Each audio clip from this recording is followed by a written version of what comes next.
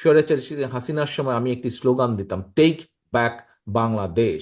প্রিয় সহকর্মীবৃন্দ, take back বাংলাদেশের অর্থ হচ্ছে মানুষের রাজনৈতিক অধিকারকে ফিরিয়ে আনা, মানুষের অর্থনৈতিক অধিকারকে প্রতিষ্ঠিত করা শক্ত ভিত্তির উপরে।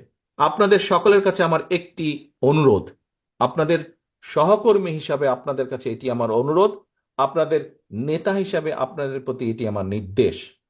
আজকের পর থেকে দয়া করে আমার নাম যখন কেউ বলবেন, কেউ দেশনায়ক, রাষ্ট্রনায়ক, এই কথাগুলো দয়া করে কেউ ব্যবহার করবেন না আমার নামের সাথে। আমার নামের সাথে আজকের পর থেকে কেউ দেশনায়ক, রাষ্ট্রনায়ক কথাটি ব্যবহার করবেন না।